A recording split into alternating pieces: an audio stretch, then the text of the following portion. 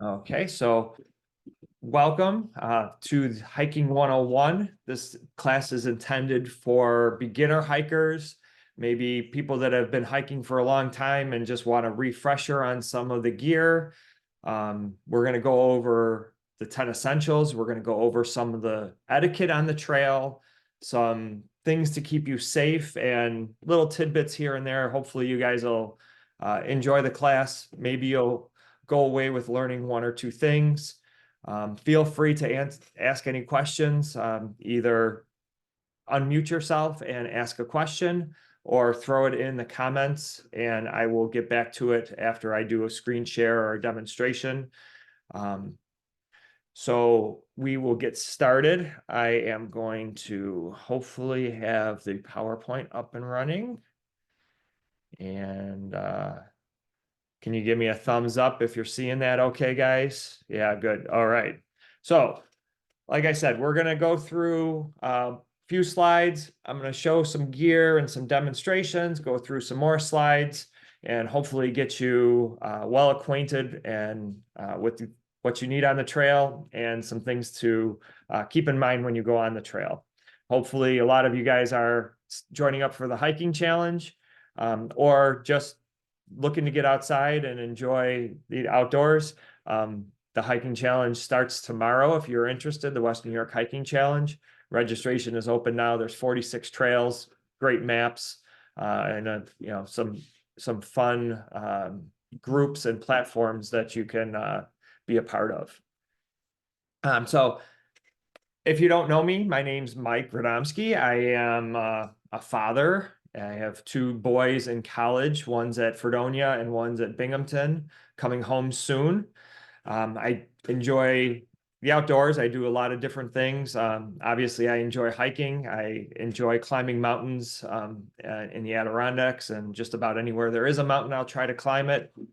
I run multiple challenges. We're currently running a birding challenge that started last Monday and runs through June 30th. The hiking challenge starts tomorrow and runs all the way through November.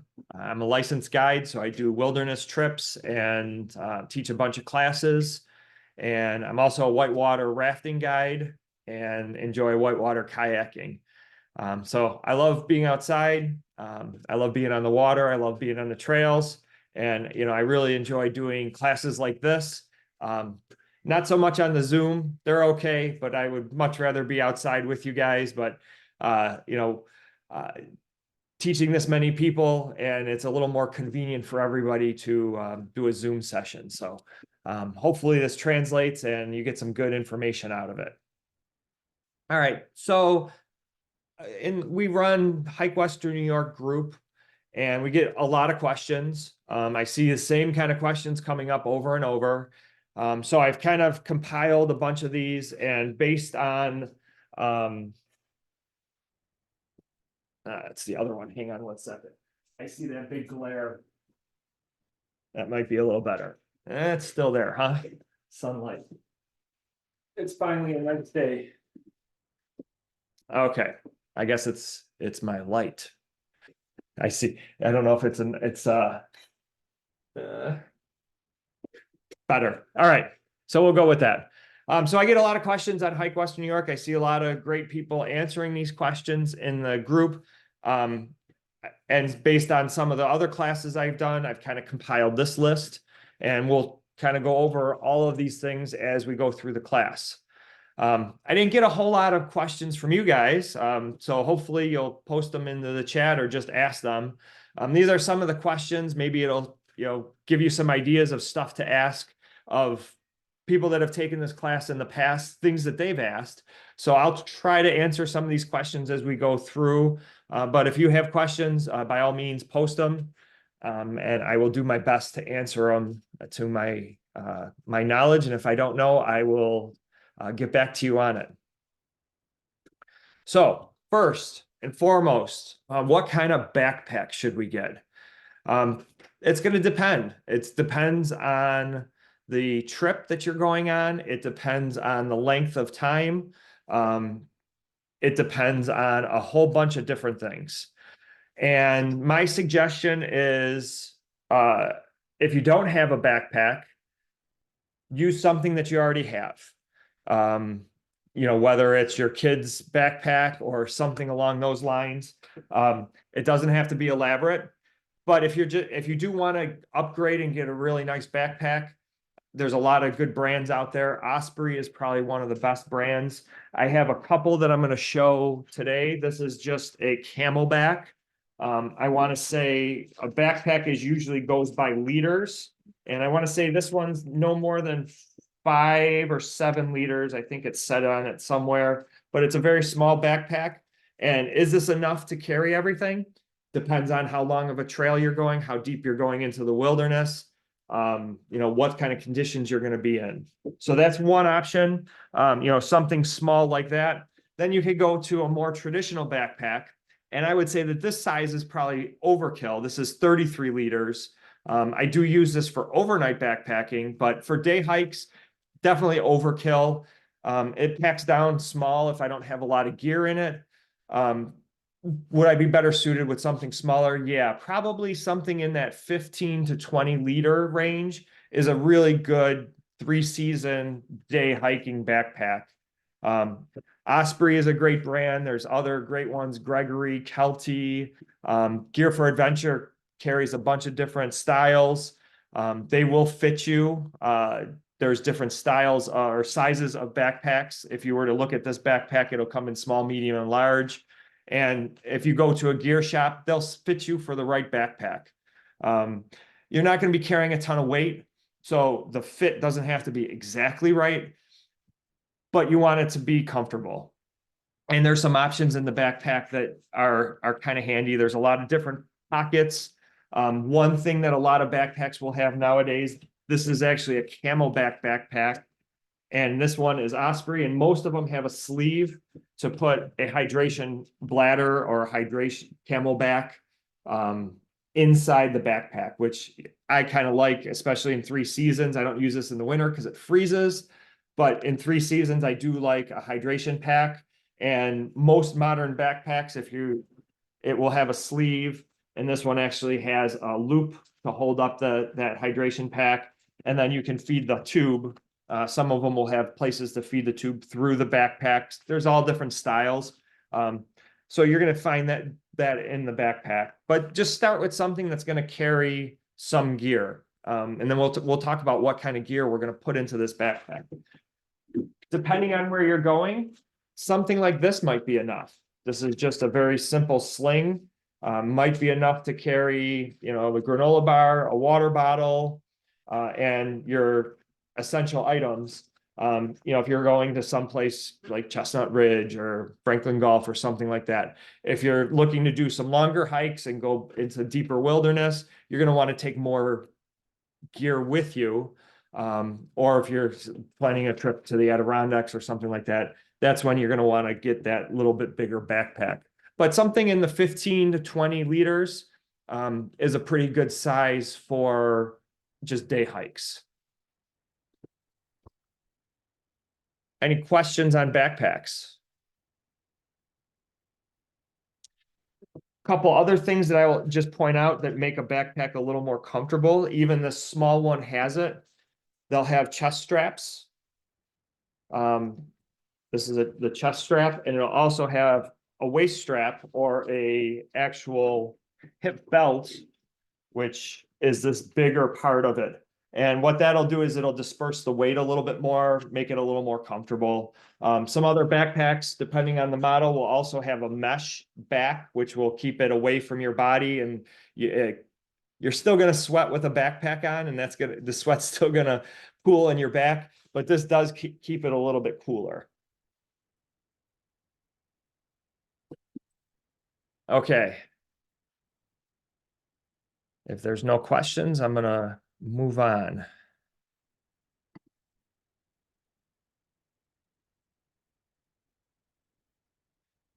course, the Zoom bar is right in my way. It always is. So really the question is, what do we carry in our backpack? And that's going to depend on what kind of trip we are, which will determine what size of a backpack ultimately we're going to need. But there's this these things called the 10 Essentials. And the original list was created by a group called the Mountaineers in Seattle. And it was 10 specific items at one point.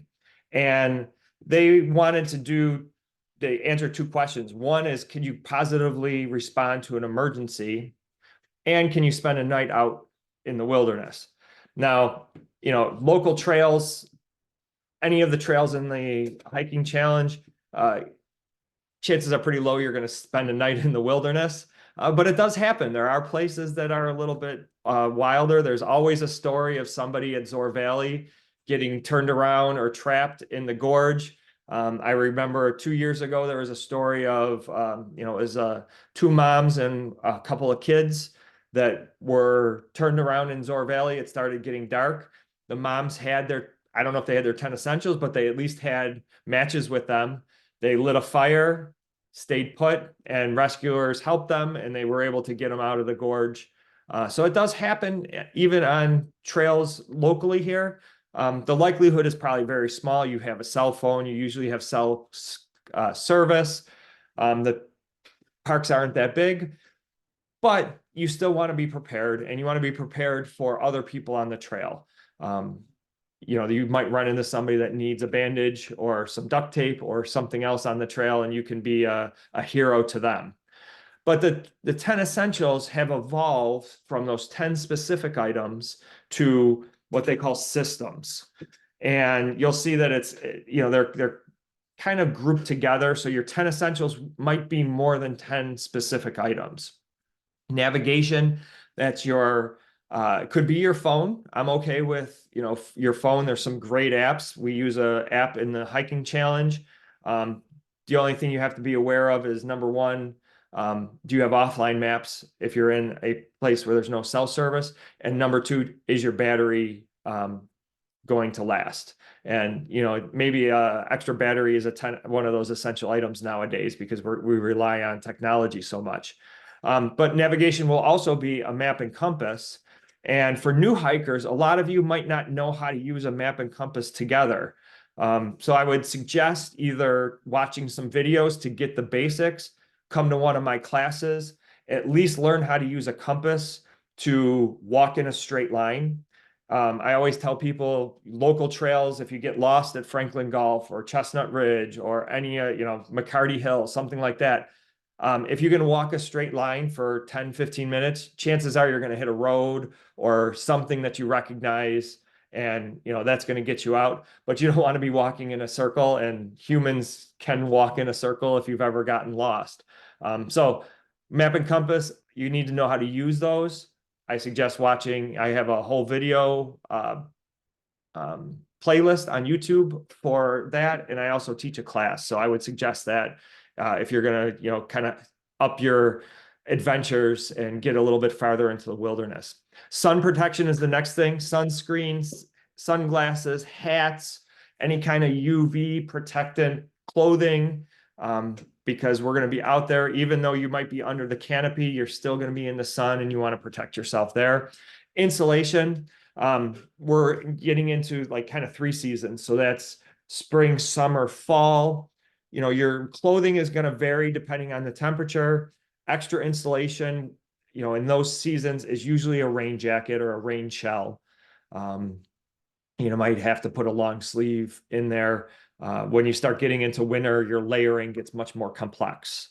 Illumination, headlamp, of course. I'm going to go through, as we go through these, I'm going to go through this list, and I'm going to show you what I have in my pack and how that would vary depending on the different trails. So illumination, a headlamp is an essential item. That is one of the items that everybody in your group should have. There's another item that I'm going to bring up as we get through that I believe everybody in your group should have. First aid supplies, that's your first aid kit. If you don't have a first aid kit, you can make one. I have a list on my website of it. And if you can see my video, a good place to start are these Adventure medical kits. I'll show this again when it's full screen. They're a really great place to start. They're relatively inexpensive, and you get a lot of stuff on the inside. These are rated for the length of your trip and the size of your group. So the one that I just had here is the 0.5. and this is for a group of one for 1 to 2 days. There's bigger sizes of this. It's a great place to start, but if you do buy a pre-packaged first aid kit, make sure you open it up, see what's inside there, and know how to use all that stuff. You may have to supplement it with some items as well. Fire, I usually have 2 ways of starting a fire, a Bic lighter and some matches. Repair kits and tools, I'll show you what I specifically put in mine. One of the tools that I find is essential is a very small multi-tool. It doesn't have to be a real expensive one, but lightweight, compact. I find myself using the pliers of that tool more than the knife or screwdriver or anything else within there, whether it's to repair a zipper. In the winter, it's just handy to repair snowshoes or micro spikes. The needle nose pliers on there are really handy. The other tools, they might come in handy sometimes depending on your situation, but I'll show you all the tools that I have in there. Nutrition, again, that's going to kind of vary on where you're going, how long you're going to be, and the how hard the trail is, how much you're going to have to exert yourself. Going to somewhere real easy, let's say Knox Farm versus climbing a mountain in the Adirondacks, your nutrition is going to be completely different.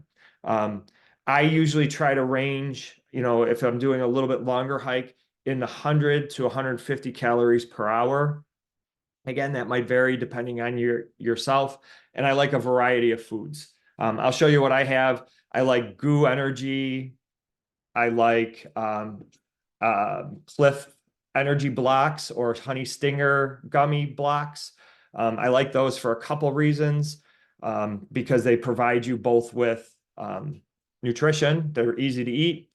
They also have extra stuff in them like electrolytes or caffeine. And I like a variety. There's your trail mix. For me, I don't like chewing trail mix, especially if it's hot, and I really don't enjoy the chewing. I'll take granola bars, beef jerky, bacon. One of my go-to indulgences is chocolate-covered espresso beans.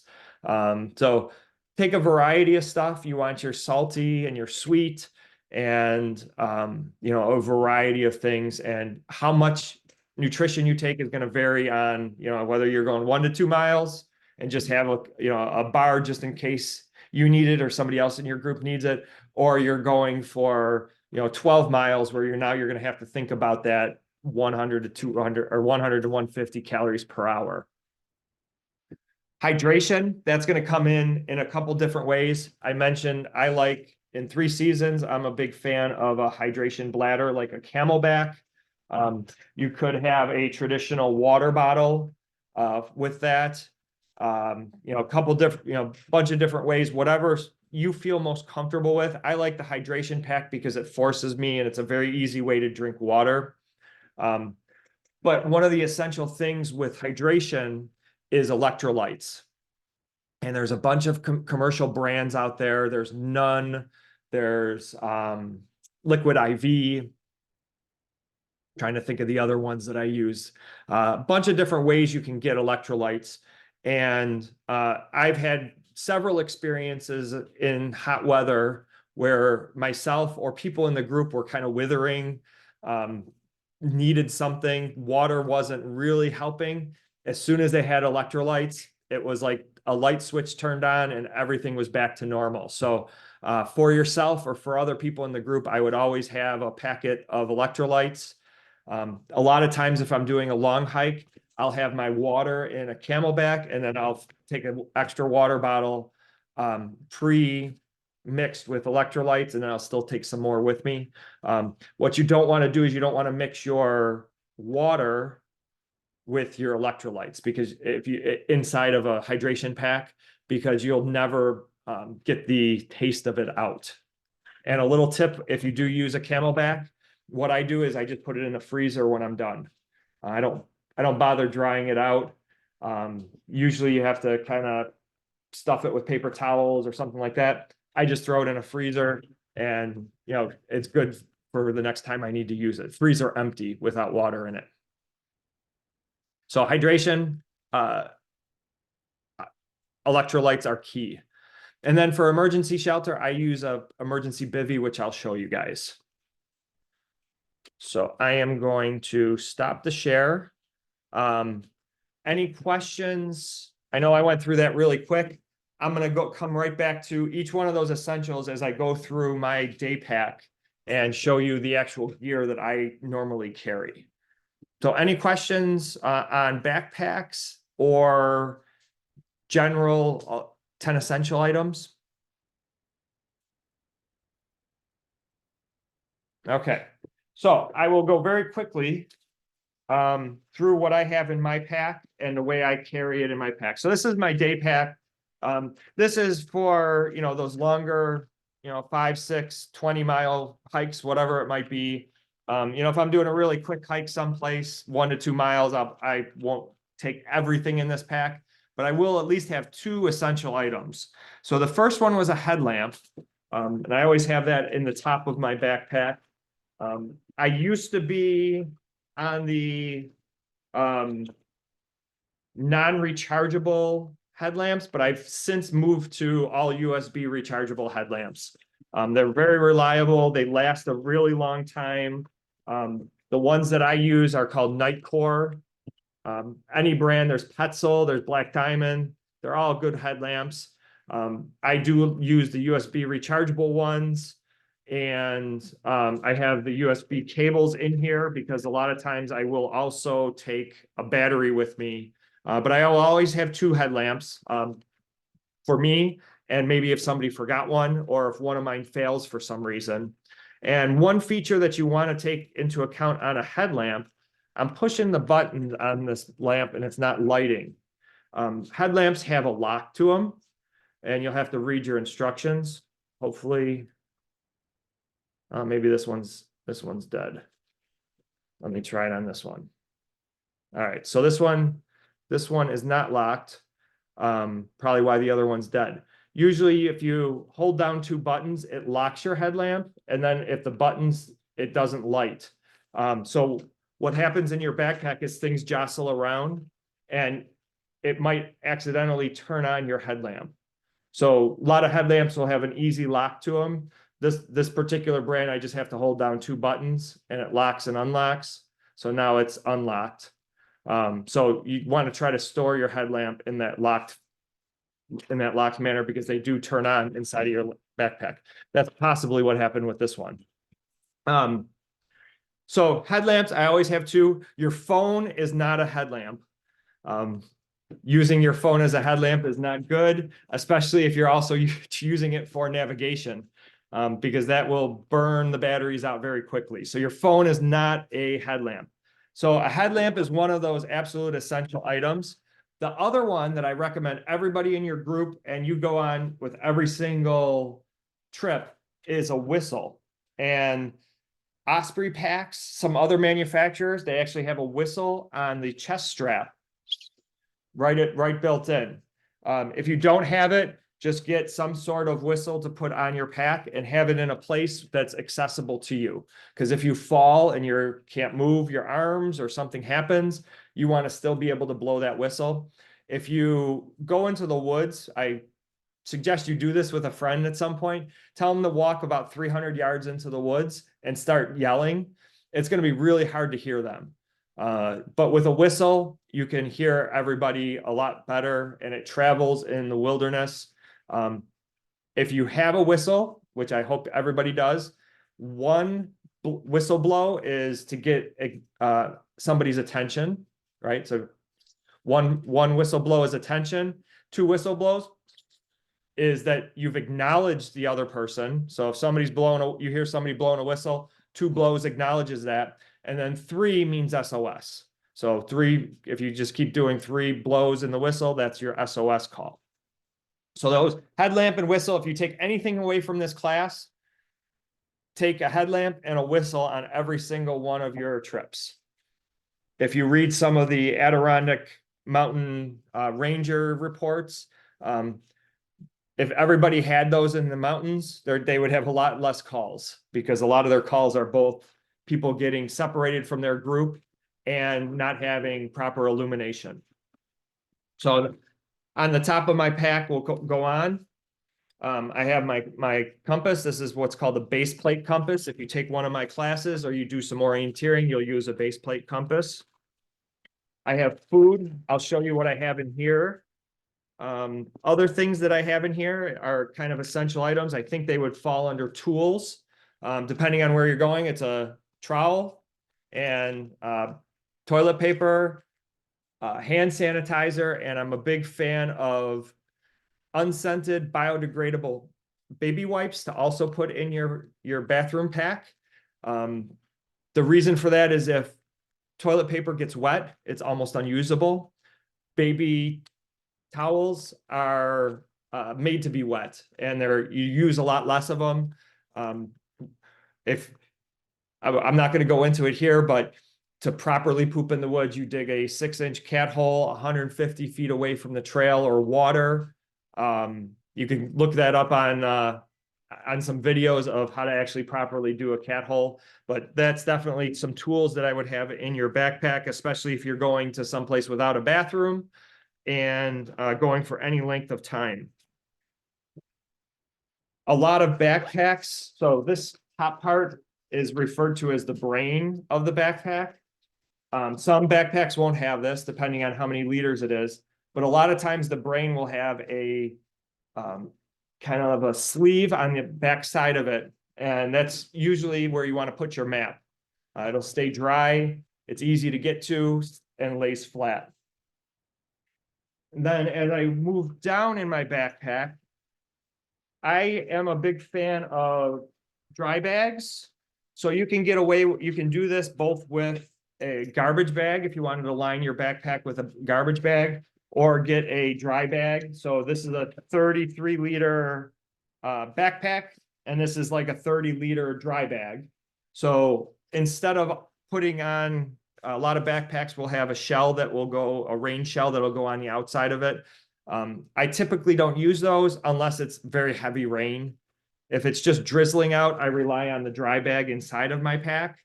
If it's really heavy downpour, then I'll put that shell on because things will just get saturated. But this is a good practice because then you know all the stuff in this dry bag is dry. And what I have in here by way of my 10 essentials. So as I pull things out, this is my rain jacket. It's a lightweight rain shell. I use this for 3 seasons, and this is my outer shell in the winter as well. Always have a extra pair of socks. These have come in handy for me and for other people in my group.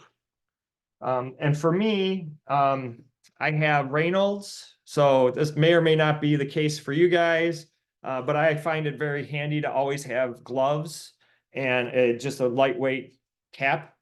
You never know when it's going to get cold or if somebody else is hurt and you need to give them some insulation. It's light enough to carry in my pack. So longer hikes, if I'm going out to Franklin Gulf, I'm not going to carry that, on a bright sunny day. But if I'm going into Allegheny State Park or Letchworth or someplace that's a little bit more wilderness, I will still carry all of these items. This is my medical kit. And as I had mentioned before, I do have a checklist of what I have in here.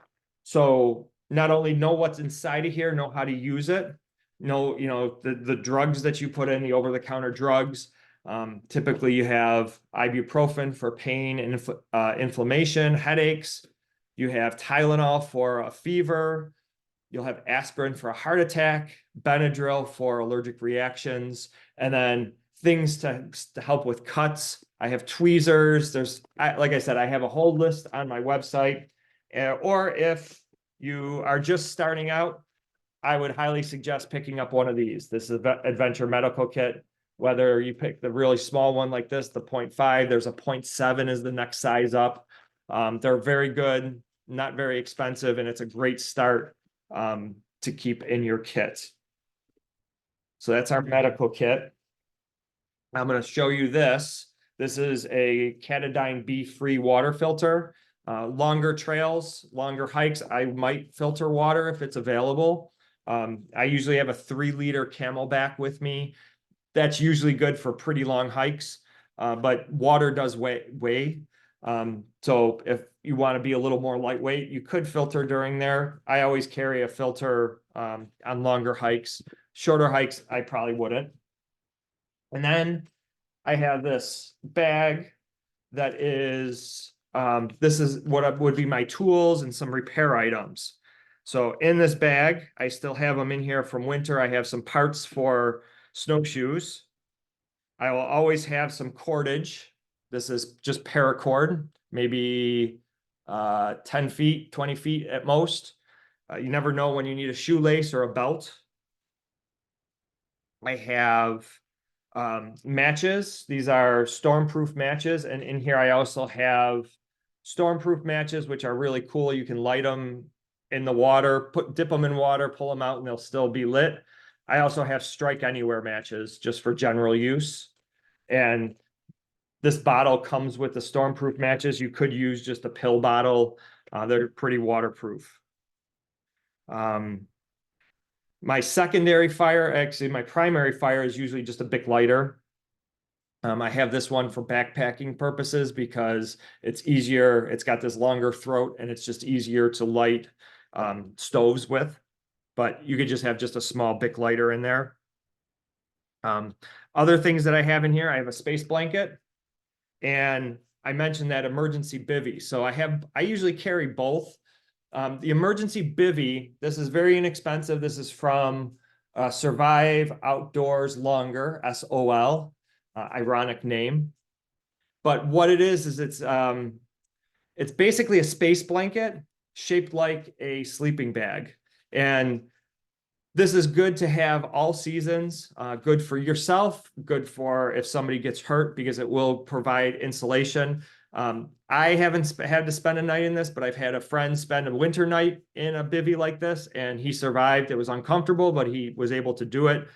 So these are like $16. They make more expensive ones that are a little more breathable.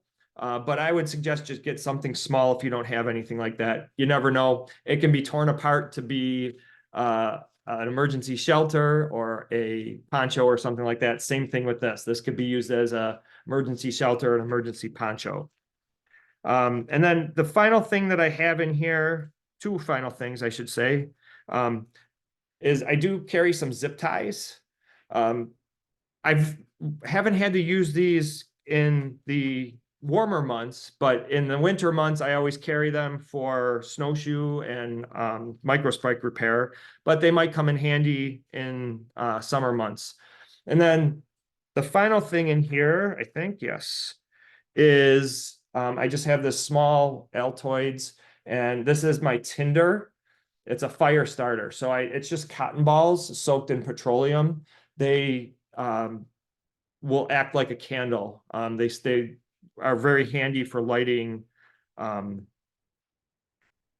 fire, even if they're wet.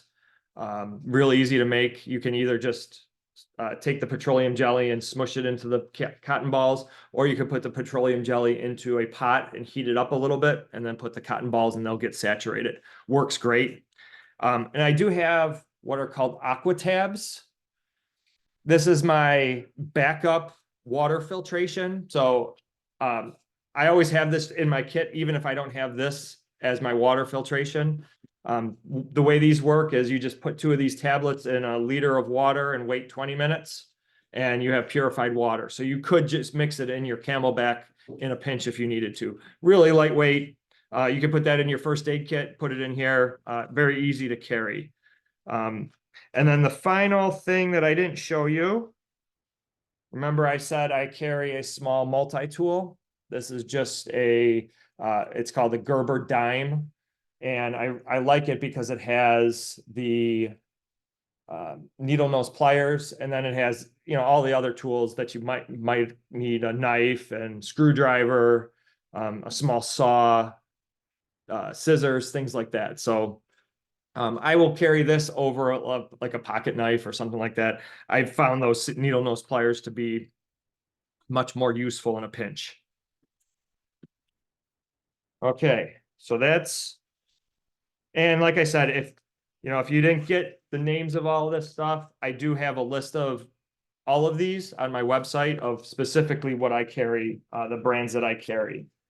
So that is, what did I miss on my 10 essentials? We said food, right? So I just have a mix of things in here. I have a couple of granola bars. I have those chocolate covered espresso beans. I love those. Oh, so here is the other brand of electrolytes. It's called Ultima. So Liquid IV, None, and Ultima are the ones I use the most. And then I love these. These are called Goo Energy Packs. There's all kinds of different flavors, and they're 100 calories. It's an energy gel, and what I said before, it has some extra stuff in it. So this one doesn't have caffeine. It says no caffeine, but it does have amino acids and sodium. So you're getting electrolytes replenished by using this. The honey stingers and the Cliff Blocks are the same way. Some will have caffeine, some will have electrolytes. You'll just have to read the label on that. And then, so these are those Cliff Energy Blocks. I love those too. So we'll get that in focus. And then, so this one just has caffeine in it. So I always like a variety. I could have trail mix in there, nuts, bacon, jerky, peanut butter and jelly sandwich. Depends on how far you're going and how much food you actually need to take. Okay. So that's my like normal day pack. There's a couple other items that you might have seen. I do carry a Garmin InReach. It's a satellite messenger. So depending on where you're going in the wilderness, we'll determine if you need something like that.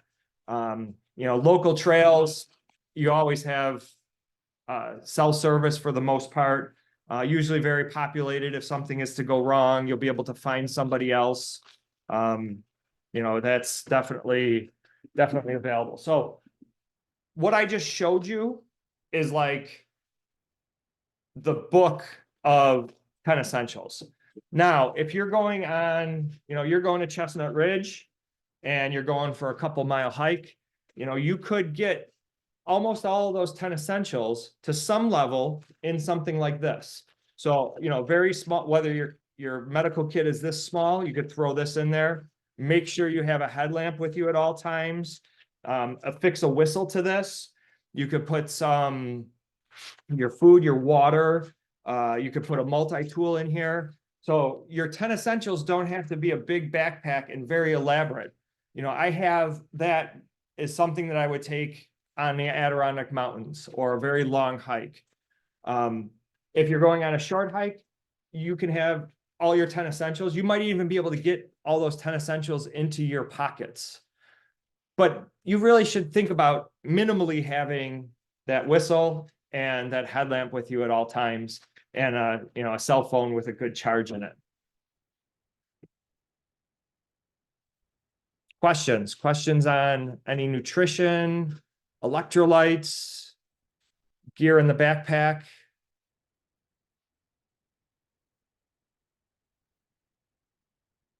Anything? Anyone? I don't see anything in the chat, I don't think.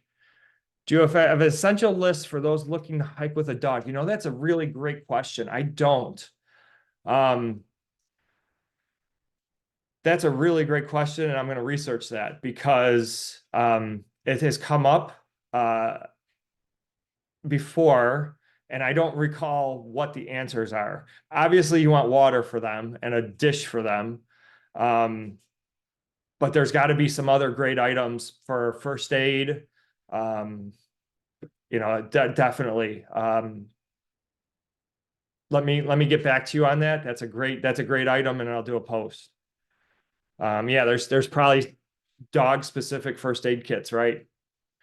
So I don't have a great answer for that. I'm sorry, but I will do some research, and when I follow up with an email, I'll hopefully find something out and ask a few people. that hike regularly with dogs, because they make emergency dog backpacks where you can carry them out. There's a lot of great products like that. So let me look into it and I'll get back to you. When you said you freeze your CamelBak, do you mean with water in it or empty? Empty. Usually I will blow all the water out of the hose and empty it the best I can. I don't get it perfect, and then I just throw it in the freezer. Some people have said, criticize that, saying you're going to lose life out of it. My experience is this CamelBak's 10 or 12 years old, and it's been just fine. So they do make hangers to hang your CamelBak. What you don't want it to do is if you are drying it and not putting it in the freezer, the places that stick together, they remain damp, and that's where mold will grow. So if you do want to dry it out completely, you have to expand the whole inside of the CamelBak and make sure that it dries completely. So some people will stuff it with paper towels. They do make some hangers that will puff it up like this. But I've had great success just throwing it in the freezer. Okay. Any additional suggestions for women hiking alone? I find myself going between, I love the quietness out there. Right. So I would say, we'll talk about it in a couple of slides. Number one, make sure somebody knows where you're going if you're going alone. Number two, there are some devices out there. My wife will know the name of it, but it's specifically made for women that make a lot of noise. Stephanie, do you remember the name of that product that makes the noise? She's not listening to me. I'll get back to you on that. It's like, there's a product, so make some noise. Definitely know where you are on the trail. I like hiking alone. I like hiking with people. So, I can't dissuade you against hiking alone, but make sure you do it safe. Do it during lit hours, trails that are well populated, that the trail system really well. Make sure you have a headlamp. And like I said, Stephanie, do you remember the product that makes the noise for women? Yeah, you bought it for Sierra. Birdie? It's called Birdie.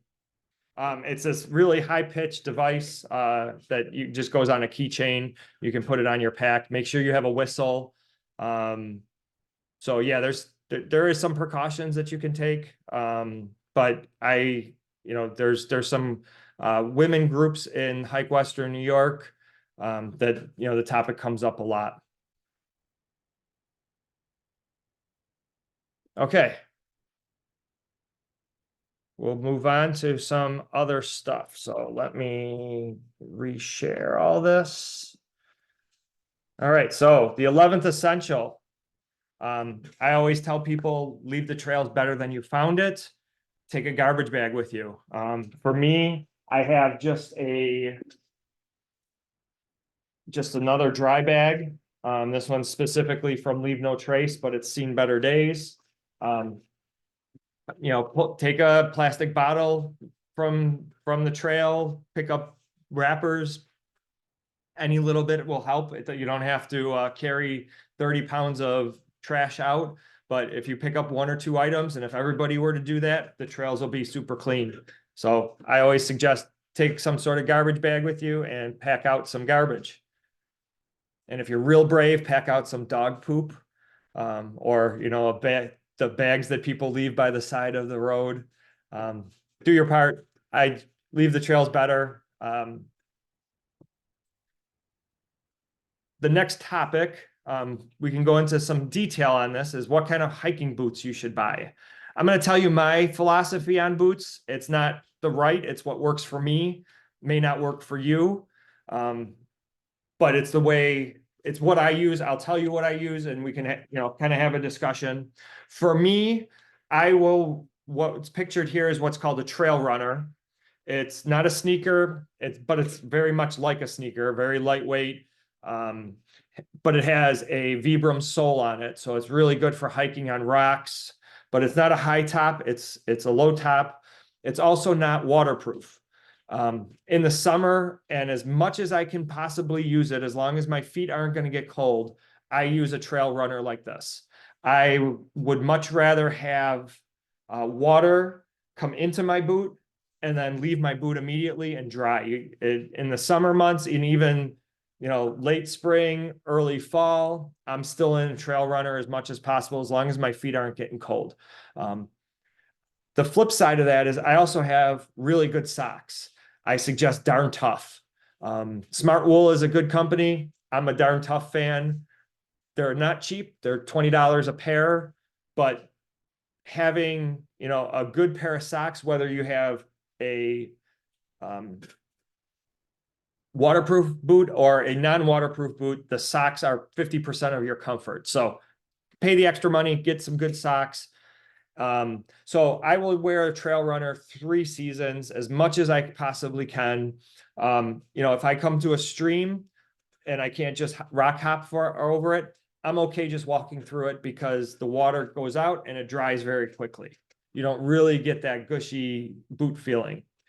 When you have waterproof boots, and if water gets inside of it, the water doesn't come out and you have that gushy feeling, the whole time.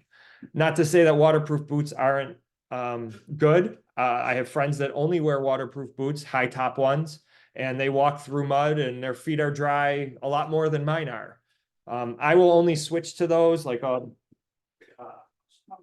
stop sharing so you can see. I'll go to a traditional hiker. These are Salomon's. These are Topos. I really like the trail runners. And then in winter, I will switch to a insulated boot. So that's just my philosophy. It's not the right philosophy. It's the way I go. Other people, we went on another trip and I walked through the water and other people carried their boots barefoot through the water. I think it's safer to just walk with boots in a creek than it is to walk barefooted in a creek. Just my philosophy. It's worked for me. It's not the right way, but definitely get a good pair of socks. Now, I'm going to go to this next slide. I have a couple questions and then I'll show you kind of the differences and something that I've recently fell in love with. So a type of shoe, I should say. Some people have asked, should I wear Gators? And this is kind of a personal preference. The ones that are depicted in this slide are called Dirty Girl Gators. They're very, very lightweight. They're only going to your ankles. They're going to keep some of the rocks and stuff out of your shoes. If you're, real sensitive to that, or you find you're having that, they're not very expensive. I would stray away from anything, a bigger gator, unless it's really, really muddy out. Some people will hike in waterproof traditional hiking boots with gators, and that's pretty successful in very, very muddy conditions. But most other conditions are going to be too hot unless you get these lightweight ones. And these ones were designed for the mud runs, and they keep the mud out of the inside of your shoe. And a lot of people out west use these to keep the sand out of your shoe. So they are pretty effective and they are very lightweight and comfortable. So that is an option. I had a question about insoles, and I reached out to Gear for Adventure on what shoes that they have, and this is their answer. So everything that they carry, the insoles come out. They carry a wide variety of brands, all the major brands. So that's good to know if you need to put insoles in there. Keen is generally wider, and there are special order wide shoes. They also mentioned that Ultras and Tevas also run wide. And I started with an Ultra. It's called the Ultra Lone Peak. It's a very popular trail runner. And wasn't happy with the durability of it or the grip of the sole. And I've since moved to what are called Topos, Topo Athletic. And I'll show you those and why I love them. So this is a traditional Salomon shoe. A decent sized foot box. This is a waterproof Gore-Tex boot. And then this is my Topo. And they kind of look like clown shoes next to a traditional one. But what I love about these is it has this really wide toe box. And since going to this, when I put these on, I'm not really happy anymore. Once I've moved to this wide toe box, I've fallen in love with them. And Ultras have this wide toe box, as does the Topos. There's a few other brands that are making this wide toe box now. When you first put them on, you kind of, they look kind of weird on your feet because they look like clown shoes. But I'm sold on these. I love these. These are relatively new, and as soon as these are dead, I'm going to get high top Gore-Tex waterproof ones that have that wide toe box in them. So different brands have that. It's kind of the trend now, and I buy my normal shoes just that I walk every day. I have Ultras, and I have those just because I love that wide toe box. But I found that the Topos compared to the Ultras are a little bit more durable, and the grip is a lot better. So that's my new favorite shoe. Is it perfect for you? Everybody's feet are different. So, your mileage may vary on some of that stuff. Hey, Mike. Yeah, questions on shoes. Yeah, the Topos. What kind of arch support do they have? Yeah, so that's another trend. Good point. So the Ultras, one of the other things, so they were known for their wide toe box. They were also what were called zero drop. So there's no arch support. It's kind of that barefoot revolution. So in each one of them, you can get a different drop. And that's the different type of support. So that's how much zero drop means you're almost walking barefoot with no arch support. And then it goes up from there. I forget exactly what these are, but it's a very, very small, I think maybe 3 millimeter or 5 millimeter drop on these ones compared to the zero on the Ultras. You can get zeros in the Topos, and you can get higher drop on the Topos as well. So that is something to consider. Some people don't like the zero drop.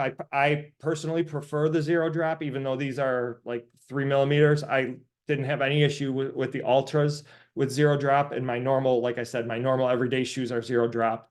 However, again, your mileage is going to vary based on your foot. But I do know that Topos have, depending on the model, it has multiple different drops available in trail runners. Does that answer your question? Yep. Yeah, so there is a lot of variety now based on your foot. Other questions on boots? My suggestion is go try them on. Go to Gear for Adventure, go to REI, whatever's close to you. Try on a bunch of shoes, figure out what fits your foot the best. Some people will buy Salomon's over and over. Some people will buy Keens over and over. It's a little bit of trial and error based on, your foot preference.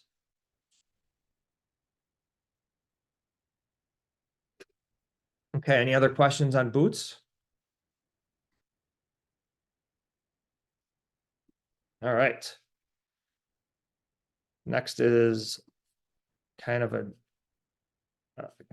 depends kind of answer too. So I hate saying it.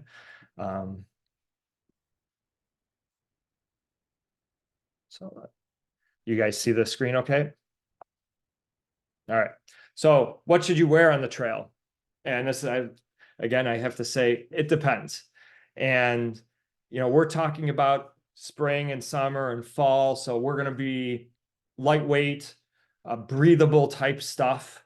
I stay away from cotton. This is a cotton shirt I got on now, but usually I'll wear some sort of wicking material, a performance t-shirt of some sort will definitely be, on the top of me. Lightweight shorts. I actually like kind of like bathing suit materials for shorts.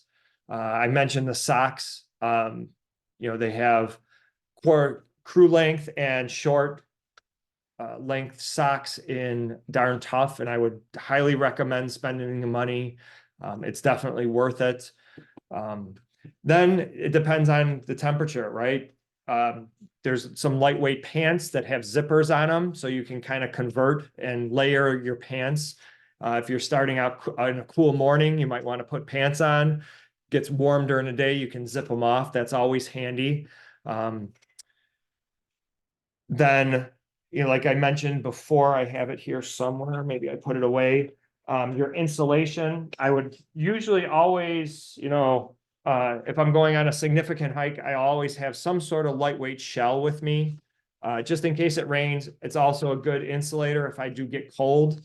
But for the most part, you want to just use, the wicking material, lightweight.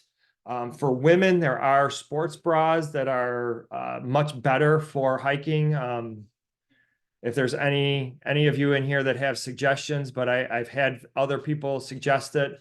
I think they carry some at Gear for Adventure. Again, it's a very lightweight wicking material.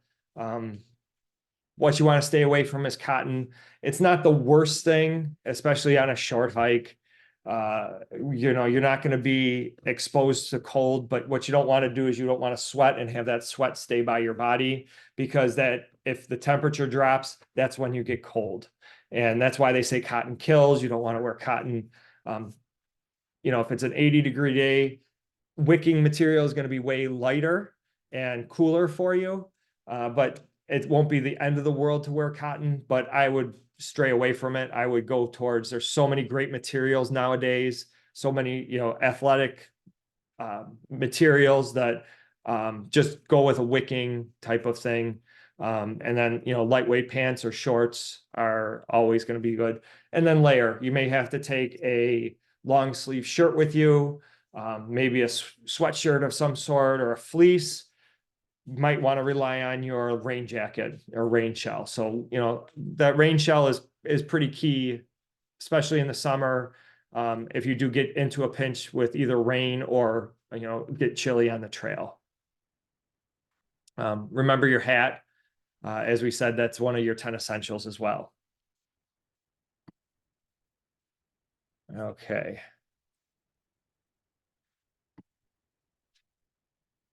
So that's a good question. I have ticks in here, and that's a great question. So yeah, pants, if you think you're going into a ticky area, which is usually someplace with higher grass, or if you're bushwhacking off the trail or something like that, pants will help you against ticks. You can even tuck your pants in your socks against ticks. And one of the things I'll talk about when we get to the tick section is there's this spray that you can use called permethrin, and you can treat your clothes in permethrin. It's a spray, and it lasts for like 6 weeks. And I forget if it's like 10 washes, 20 washes. It says on the bottle.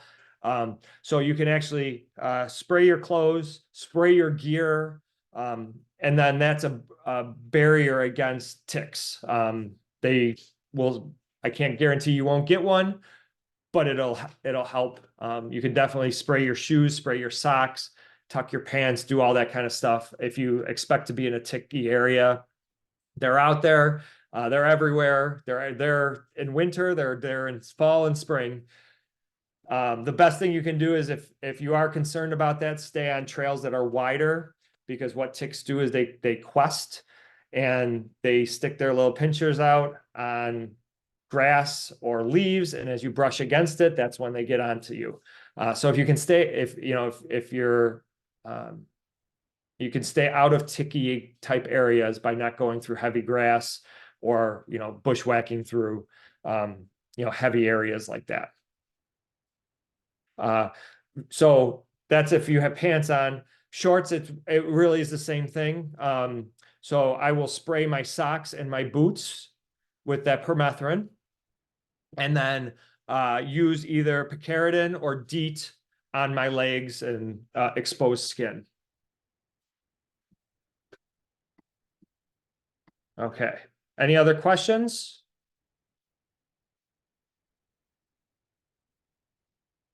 Okay.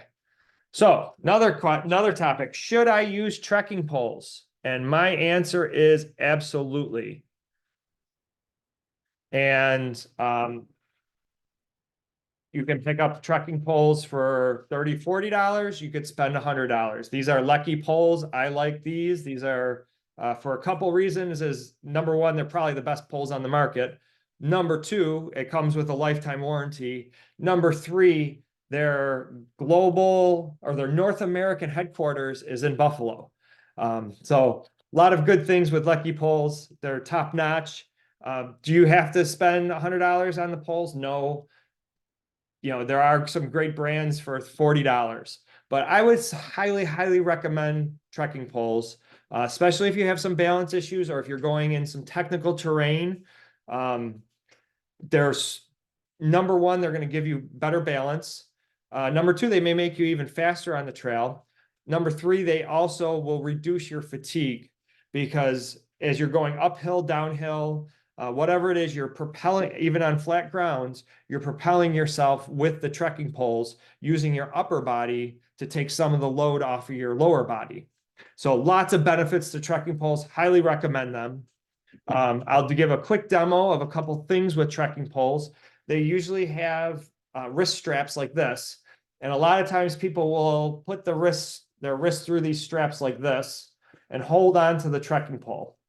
And I don't recommend this. I'm not saying this is wrong, but I'm going to show you a better way. There's two things I don't like about this. First is to control the pole, I always have to be gripping the pole, which will fatigue your forearm. Second is if I fall, that pole is now part of my hand. And if I put my hand down, it's a common injury called a skier's thumb that is very painful if you fall on top of that pole. So what I'm going to suggest to you guys, if you're using trekking poles, is come in from the bottom of this strap like this. So now I'm putting the trekking pole between my thumb and index finger, or the strap between my thumb and index finger, and holding onto the pole. What's great about this is I can control this pole and take a lot of load off of my hand and my grip with the crux of my index finger and my thumb. The second benefit of this is if it falls, or I fall, it falls, and I have my hands available to brace my fall without potentially injuring my thumb even further. So that's number one on the poles. Number two on the poles is you just want to set them up so that they are about 90 degrees. So depending on, how you set it up, you want your middle one to be the longest one. They do have numbers on them. So after you get it set up, kind of divide those numbers to figure out where you're at. They're in millimeters. I'm sorry, centimeters. And, just divide it up.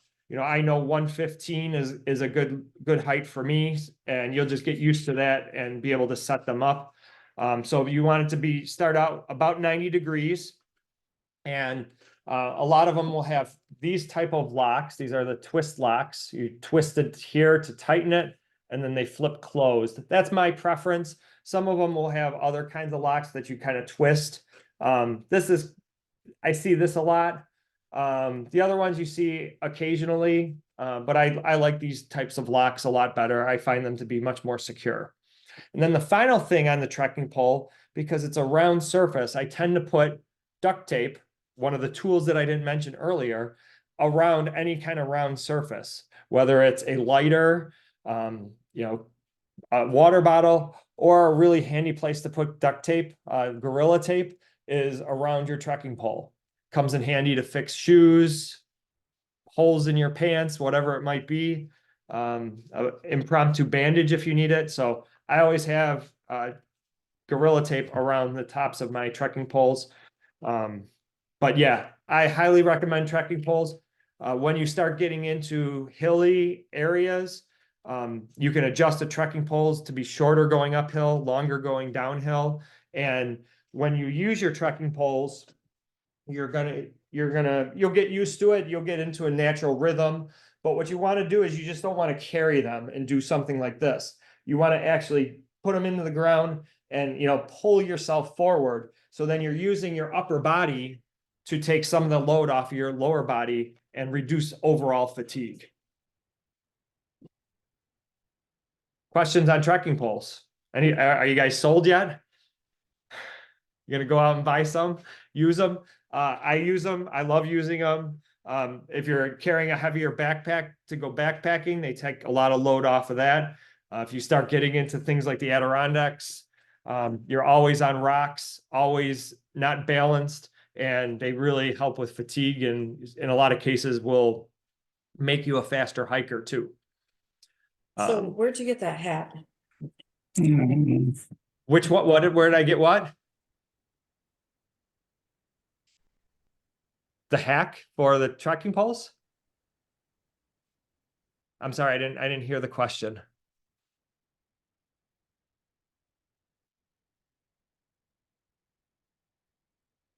If you can repeat the question, I'll be happy to answer it.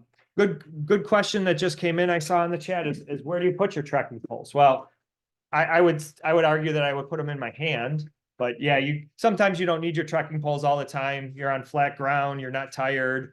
You want to stow your trekking poles. And if you get a actual backpack, a backpacking backpack, even the smallest ones, if you get the 15 liter, 20 liters, they're going to have a couple of ways to stow your trekking poles. What I do is I will put it in the side sleeve of where a water bottle will go here. And then a lot of them will have these dongles like this that they flip over the poles, and then you can cinch that down. You can see what that looks like. That's what the Osprey has. Most packs will have something like that to stow your poles. You could put one pole on each side if you wanted to. This backpack does have those straps, the bungee straps on both sides. So that's usually the most handy place to put a trekking poles.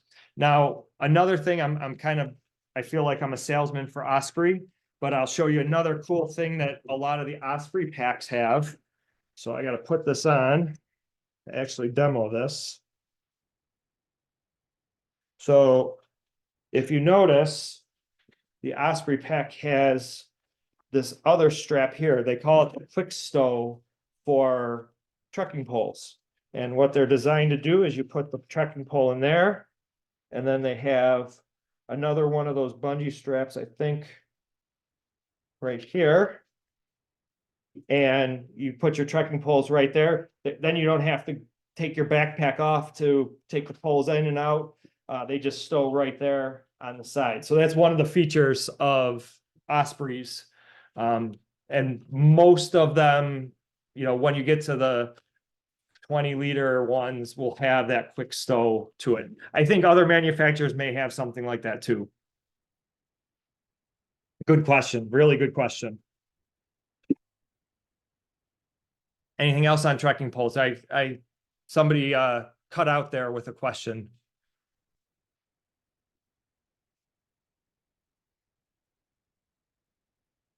Okay.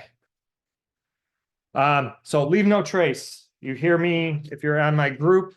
I have some very strong opinions of leave no trace, and things like cairns, which you see those rock stacks are called cairns. Also those painted rocks that people leave. Those are two of my pet peeves. And the reason is there's this 7 principles of leave no trace.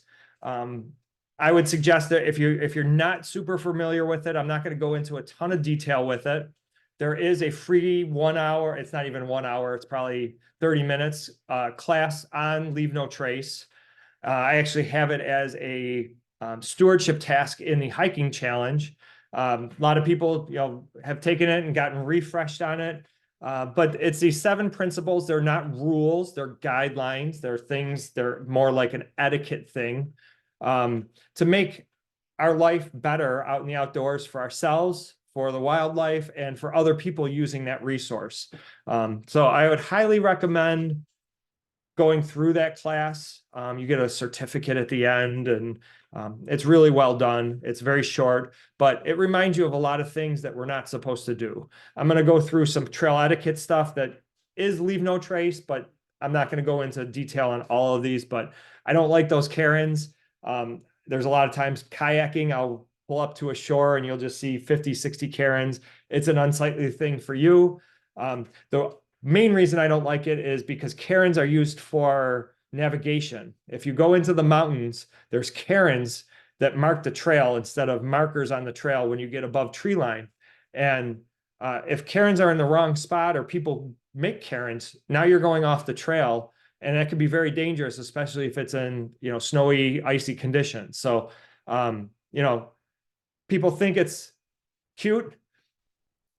One, it's unsightly. Two, there is argument that you're disturbing the ecology of a creek or something along those lines. And three, it could be very dangerous if they're constructed in the wrong way. So that's my rant. I'm sorry you had to hear it. Take the Leave No Trace class. I highly recommend it. It's very quick. It's online. It's well done. But we will go over a couple general etiquette things that fall into Leave No Trace that new hikers a lot of times don't know. So first of all this is the matrix of who yields to who on the trail. So everybody, mountain bikers and hikers, yield to horses. In the hiking challenge, there's a couple places that are very popular with horses. Botwell is one of them. So hikers and mountain bikers yield to horses. Mountain bikers are supposed to yield to hikers. A lot of times this doesn't happen all the time. A lot of times there's some great mountain bikers that will be very courteous.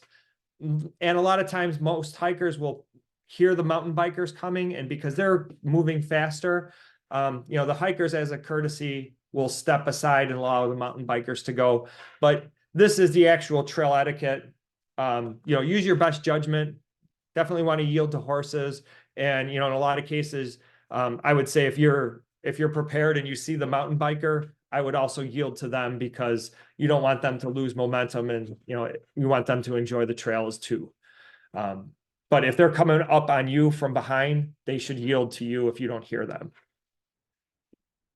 And now here's some other things that just general trail etiquette. So hikers going uphill have the right of way. And this is the general rule. Obviously we don't have a lot of hills in Western New York. If you go into the mountains, you'll run into this a lot. But my experience is, even though uphill hikers have the right of way, a lot of times uphill hikers are going to yield the right of way because they need a break. They're working the hardest and they say, okay, yeah, come on down. I'm going to take a break. But in general, the etiquette is uphill has the right of way. One of the Leave No Trace principles is to hike through mud, not around it. And, I start the hiking challenge a little later to get away from mud season. We're still going to be in mud season a little bit here. But you want to hike through that mud, not around it, because what happens is the trail gets wider and it only increases erosion in that area. So definitely want to walk through the mud. If you're about to pass another hiker, a lot of times a hiker will be in their own zone. They're looking at birds, they're looking at flowers, they're meditating on the trail. If you come up from behind them, you don't want to be right behind them and say, hey, and scare the crap out of them. Announce your presence as you're coming. And, a lot of times they'll pull to the side and allow you to go past, but you just don't want to scare somebody from behind. When you're passing somebody, you do want to try to stay on the trail to reduce erosion. Again, that same principle of walking through the mud and not making the trail wider. And again, try to hike single file. There could be people coming either direction. We don't want to widen the trail. Some trails are very wide and, designed for people to walk side by side, but typically you're going to walk single file. So any questions on the trail etiquette? Seems to make sense, right? Pretty easy to do too. This is another one new hikers might not know. What do the different blazes mean? And I will say that you will encounter Some trails are better than others. Some, if you're on the Finger Lakes Trail, they're really good about blazing the trees properly. But your mileage may vary. It might not be exact. However, if you do see proper blazing, this is what the blazing means. So if you see one blaze on a tree, that means continue straight. If you see off-center blazes, like the one in the middle on the top, whichever one's on top is the way the trail is going to turn, or, you know, right after the tree, it might turn that way. So the first one, you're turning left, the other way, you're turning right. And then I've seen this a couple different ways, the start of the trail, end of the trail. I've seen it as 3 dots on top of each other. I've also seen it the way it's depicted here, start of the trail, end of the trail. And then I've personally never actually encountered an intersection like that. But usually 3 dots means something starting or ending on a particular trail. But the turn left, turn right, Finger Lakes Trail, Conservation Trail, you're going to see that all the time. A lot of the state parks, some of the state forests and parks just have discs, but sometimes you'll actually see 2 discs to designate turning right or left. Again, your mileage may vary. The land managers may do something different, but that's a general rule. Okay, now staying safe on the trail. First thing that you can do is share what you're doing with somebody, share your itinerary. And your itinerary is going to be dependent on how complex your journey is going to be. So, you know, if you're going to Owens Falls, I don't think you have to do all of this. If you're going to a trip in the Adirondacks, you're going to want to do all of this. Answer all of these questions. I took this 5 W's and H's from a search and rescue group in Vancouver, and I thought it was really good. So depending on the level of your trip will depend on how much itinerary you're going to create and share. But the one thing I will say is if you're going in a group, definitely ask about pre-existing medical conditions, specifically if they need an EpiPen for allergies, if they're diabetic or have any kind of heart conditions or asthma. Those are kind of the 4 big ones that I try to ask for all the time, because you want to know if somebody has an anaphylactic, goes into anaphylactic shock, that they have their EpiPen with them, or else you're into a really serious emergency with them. Same thing for those other conditions, just something to be aware of. So ask that of your group. Now, your itinerary could be very formal. Again, if you're doing a longer trip, you might want to fill out a form like this that I will link to. I think I have it on my website linked. Or it could be super informal. It could be a text message to a friend saying what you're doing and where you're going and how long you're going to be. One thing that I will say about if you're texting somebody, make sure that you get a reply from them, because there's been a lot of times where I've texted somebody and, you know, been driving and I've been almost in cell service. And by the time I get to the trail, I look at my phone and it says the text didn't go through. So make sure that you get that reply from them so they know and acknowledge that. There is an app called Karen, and you can set up a trusted contact. And let's say you're going to Franklin Gulf and you're going to be on the trail for 3 hours.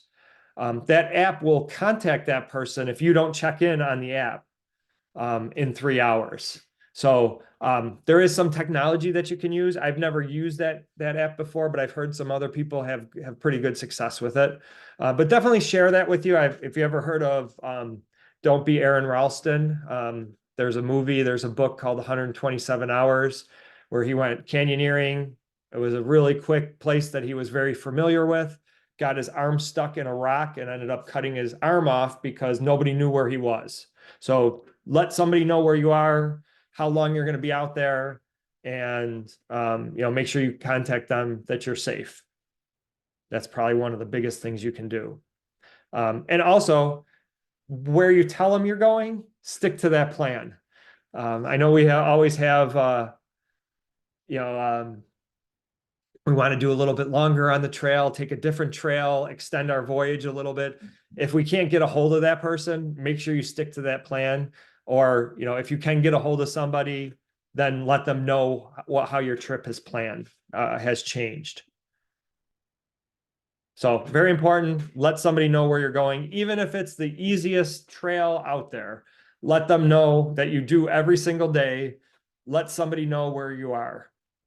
So other tips, we talked about women hiking, just as a general safety, you know, hike with a friend or family member, stay on the trail. Unless you're very, you know, you're doing an orienteering, you're skilled off trail navigation. You know, this is a beginner class. So my suggestion is to stay on the trail. As hopefully I've emphasized enough, everybody should have a headlamp. Everybody in your group should have a whistle. One whistle is get attention. 2 whistles is acknowledgement. 3 whistles is a SOS. Stay together. That's, again, I mentioned 2 things in the Adirondacks that has been, the last 2 years have been the #1 and #2 reason people have called the Rangers for a search and rescue. #1 was lack of illumination. We deal with that with a headlamp. #2 was groups getting separated on the trail. Whistle will help us there if we do get separated a little bit, but try to stay together. And I always tell people, if you're hiking in a group, you know, a lot of times, even if I'm leading a group, people will hike at different speeds. But anytime you get to a trail junction, stop and group up. Make sure your group knows where you're turning. Let them know. Let them also know, you know, what the route looks like, or any major landmarks that they should look for. And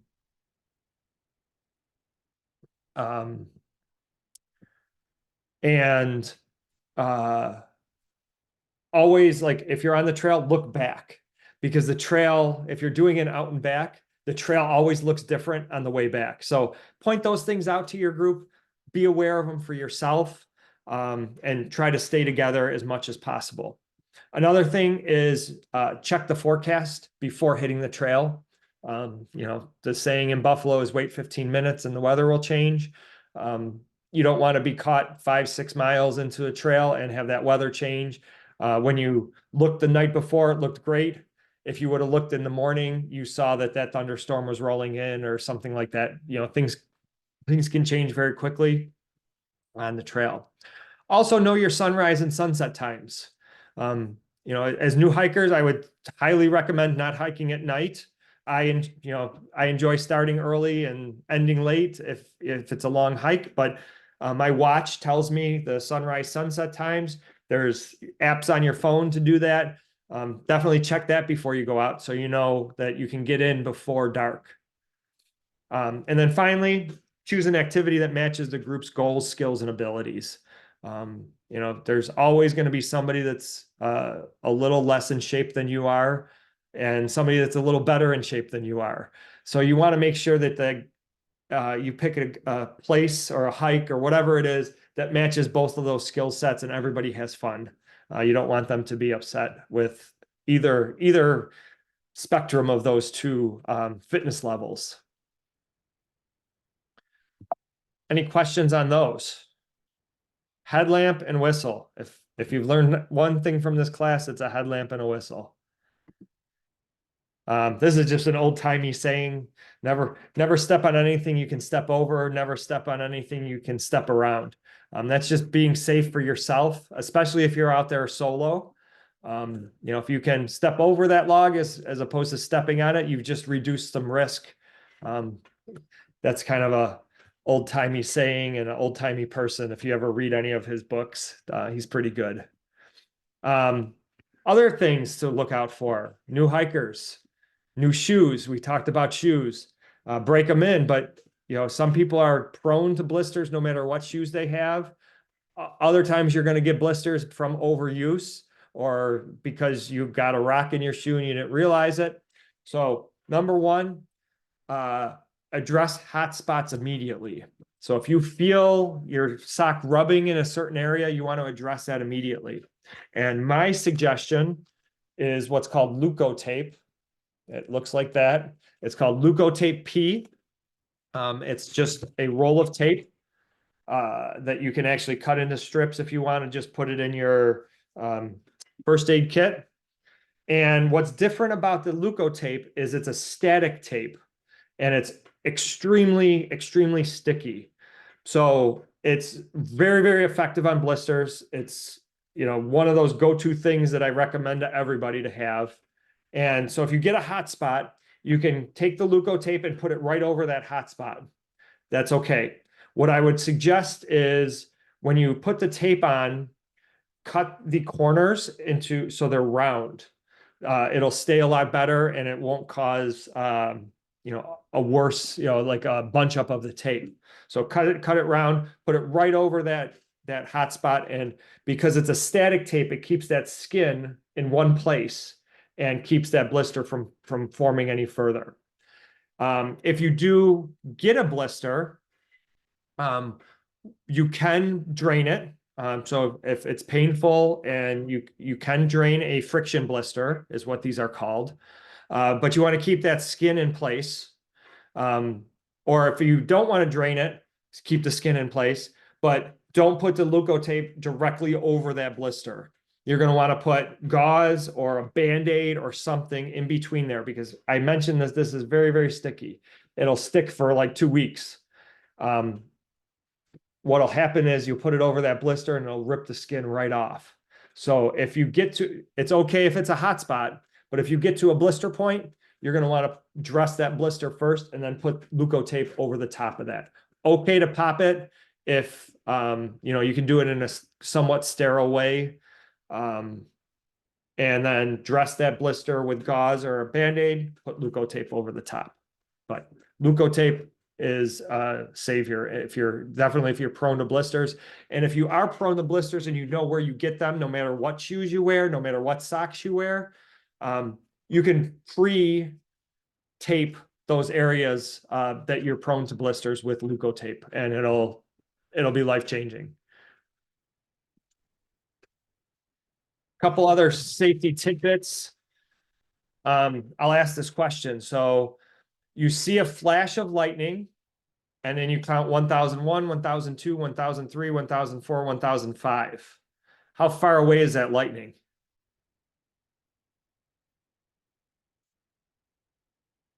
Anyone?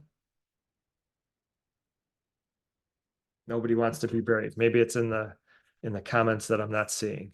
What do you guys think? 5 miles? 5 miles? Okay. That's what I used to think. That's what I was taught growing up. That is not the case. You're going to be in trouble if you think it is 5 miles because that lightning is only 1 mile away. You divide by 5. So every 5 seconds is 1 mile. So, I thought that for many years. And, luckily, knock on wood, I was never caught in a really bad storm because of it. But I would have been, really in trouble because I thought the lightning was a lot farther away. So you divide by 5 to figure out how many miles. Divide by 3 if you're Canadian. So there's this other rule called the 30-30 rule. And it uses that 5-second rule to divide what 30 means. So the first 30 of the 30-30 rule is if the lightning is 30 seconds away, take cover. So if it's 30 seconds, how far away is it? 6 miles, right? So you're taking cover at 6 miles, the first 30. The second 30 is when you should resume activity. So the next 30 is after the last flash or boom of lightning, of thunder, wait 30 minutes. As long as there's not 30 minutes, there's more than 30 minutes between the last clap, you can resume activity. So those are some things. Lightning is definitely something we deal with a lot in the outdoors, and it can be a very dangerous situation, especially if we mistime it. And rule of thumb, you want to get into cover. Tree cover is better than open areas. If you do need to get into open areas, there is a position that you want to get into. You want to get as low as possible. Stand on your backpack because that'll insulate you from the ground. Get as low as possible on your toes and hold your ears because it will blow out your eardrums, and get as far away from other people as possible. Spread out if you are in a group. But the best thing to do is get into some tree cover, get into some other cover, and stop your activity if you are in that 30-second threshold from a lightning flash to a thunder clap. Okay. We talked about ticks. I think we talked a lot about them. We did some of the preventative things. So number one is you can treat your clothes with permethrin. You can treat your boots, your socks. You can wear long pants, tuck them into your socks. So that is a way to prevent it. For your skin, exposed skin, whether it's your shorts or arms and other places, you can use, DEET or picaridin are the best things for that. And then what you want to do is just avoid tick prone areas, which is, very heavy and tall grassy areas are known to be very tick heavy. If you do get a tick, we won't go into detail here, but you're going to use tweezers, or they make, I have a tick key in one of my med kits. What you want to do is grab the tick with the tweezers and pull gently, and hopefully, if it will pull and release itself. You want to get as close to your skin and its mouthpiece as you can, and then gently pull it away. If the mouthpiece does break, it's not the end of the world. The general rule for ticks is if you can get it within 48 hours, you're usually pretty safe, because it does take a while for them to start redigesting, regurgitating into you, which gives you the Lyme disease. If you had a tick, the telltale sign is, or you think you have a tick, you always check yourself after you hike, and you want to check the hot areas of your body, your groin, behind your kneecaps, and a lot of times right at your belt line, because what they will do is they will work their way up and then they stop at your belt line. So that's why a lot of times people will have tick bites right at their belt line. Also check your armpits and places like that for ticks. Like I said, if you do have a tick, use tweezers right at the mouth part to pull it out. And if you want extra precaution, a lot of doctors will prescribe antibiotics if you suspect a tick bite. Some people will keep the tick and they take it in for diagnostics, but I've heard that there's a lot of false positives, false negatives with that diagnostic of Lyme disease. So your doctors are pretty precautionary nowadays with ticks because it's pretty prevalent. They'll prescribe antibiotics for you if you think you've had it for a long time. A tick, if you don't find the tick, you do that. I always call it, is it a mole or is it a tick? You kind of go through your body and try to figure that out. Sometimes the smaller ticks, the nymph stage ticks, are really, really hard to find. You may only find that because there's discomfort, or what will get the bullseye rash is the telltale sign of a tick. So definitely check yourself, check your dogs. There's different places. I was doing a wilderness first aid class and just stepped someplace, and somebody said, "Oh, look," and I had 5 ticks on me, just stepping next to a tree. So they're out there. It is something we have to deal with. Lyme disease is a serious thing. So I don't want to downplay it, but it's not, if you have a tick attached, if it's not attached for, a long period of time, 24, 36 hours, you're probably okay. Check with your doctor. If you have any questions on that, try to get it off of you as soon as possible. The best thing to do is check it out. The other thing that I would say is, when you come home, you don't want to leave those hiking clothes, just like throw them with the rest of your clothes. My suggestion is put them right in the washer and wash them right away. So if there are any ticks, they're not in your house, they're not in your other clothes. You're not perpetuating a tick in your house. So, it's a good practice to just throw your hiking clothes. If you've been in a ticky area or you suspect it, throw your hiking clothes right in the washer and, turn the washer on and wash them right away. Any questions for ticks?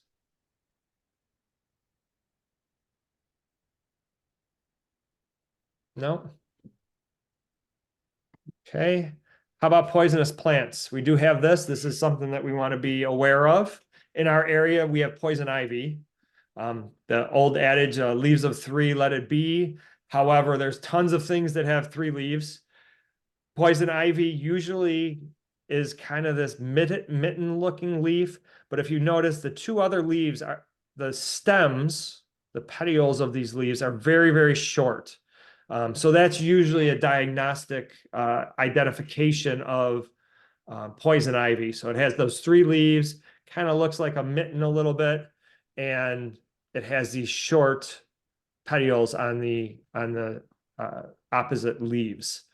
But we do have it in our area. It's all over the place. Some people, I'm very lucky. I'm not too allergic to it and too affected to it. Other people, they don't even touch it and they just get close to it and it affects them. So, be aware of those. Poison oak, poison sumac, we really don't have in our area to any extent to worry about. Poison ivy, we're going to look at. I call this the nope rope. That it is poison ivy. You don't want to touch it.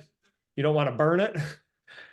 Stay away from that. And a lot of times you'll see that it grows on a tree, but then the tree will be down and you have to step over it.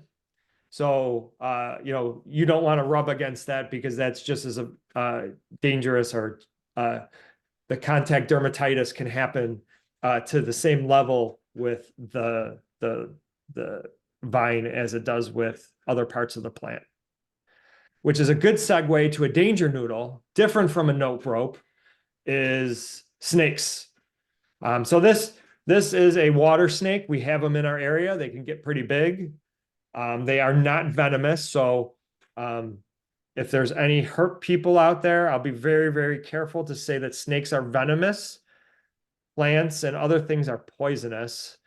Some people will say they're poisonous snakes. And if there's a snake person, they're going to say, no, it's venomous. They're only poisonous on things that you can eat. But venom, they secrete venom.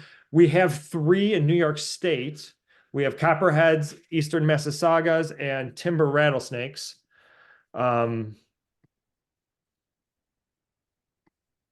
Whoops. I'll come back to that question in a second. So copperheads and Massasaugas are kind of like, you'll see them in the east, Hudson Valley area more so, but we do have timber rattlesnakes.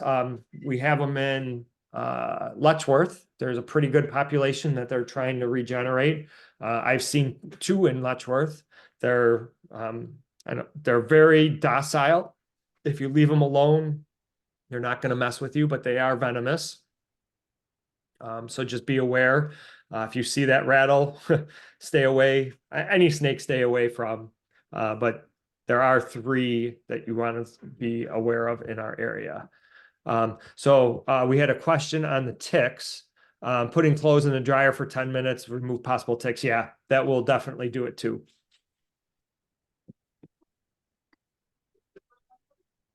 So any questions on venomous snakes? Stay away from them. We do have a couple varieties. It's not something to be super scared about, but if you notice, I put up this one, which is the water snake. Looks, if you're not really careful, will look very much like a timber rattlesnake. They're similar. And both very big, could be very big snakes. But we do have timber rattlesnakes. If you go into Pennsylvania, there's a lot of timber rattlesnakes. So something to be aware of, nothing to be scared of, just stay away from them and don't antagonize them. All right. Somebody had asked in one of my other classes, what about bears?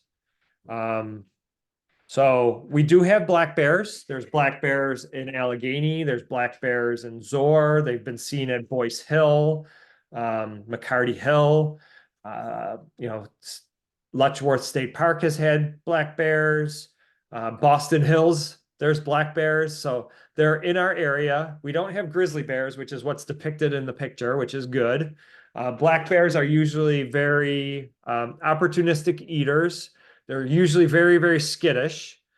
And, you know, if you're backpacking or camping, you have to be very careful with your food if you're in bear country. For us on the trail, the best thing we can do is make noise. Strike up a conversation, talk, do that kind of stuff, make noise. What the worst thing you want to do is just you don't want to startle a bear or get in between a mama and a cub. For the most part, they're going to run away from you as soon as they see you. Make a lot of noise. If you do see a bear, make yourself look big. Raise your hands, loud voice. Blow your whistle if you want to. Some people, there was just a question, Hike Western New York, if you should have bear spray. I don't believe you need that in New York State. If you're going into bear country out west, yes. For us, make noise. If you're in a group up, make yourselves look as big as possible, make noise. Some people do carry an air horn on the trail for bears. I don't think that's necessary. Other people will carry, it's called a bear bell. In my opinion, they're not effective. I've heard that bears actually hear them and get interested and come towards you. I've heard other people say they work. I wouldn't use them. I would just, you know, strike up a conversation, stay loud, make some noise. If you do see a bear, don't approach it. Make some noise. It'll usually run away. It's just looking for food. They're not aggressive that they're going to attack you. And then if you're reading, this is what the DEC says about bear safety. So different things bears can do: charge you, follow you, continues to follow you, makes contact with you. So black bears are, you know, there's two sayings that, you know, a black bear, you fight back, a brown bear, you play dead, a grizzly. So stand your ground. If something does happen and a bear starts coming towards you, stand your ground. They do bluff also, and I don't want to be put in a situation where a bear is charging at me and I have to stand my ground. In general, make noise, travel in groups, make yourself look big. You know, bears are, in my opinion, aren't a huge problem. There are problems in some places where they're getting fed at campsites. And usually the DEC has to remove those bears and put them down. But you know, you might see a bear, just be, you know, be aware and be loud. Other things to think about is hunting season. We're actually starting a hunting season. Right now it's going to be May 1st is turkey season. So there will be hunters. And then later in the season, deer hunting starts October and runs usually through January. And there are some precautions for that. Number one, first easiest precaution is go hike someplace that doesn't have hunting. All the county parks they can't hunt at. The nature preserves, except for Deer Lick, doesn't allow hunting. So your Tift, your Rhinestein, Beaver Meadow, you know, all of those don't allow hunting. Where they do allow hunting are state forests, multiple use areas, wildlife management areas. And as I said, Deer Lick is the only nature preserve that I know of in our area where they allow hunting. So go to a county park if you're concerned. If you want to hike during hunting season at one of those locations, state parks that you can also hunt at. I didn't mention that, it's in the list. Wear orange. Don't go early in the morning. Hunters like to get out early.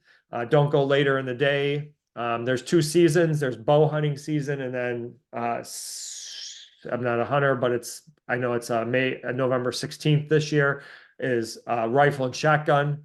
A little safer to be out during bow hunting season. A little more safe. I'm sorry. Can you guys mute? Someone. Okay. Stop. I'm trying to type. Okay. Hang on.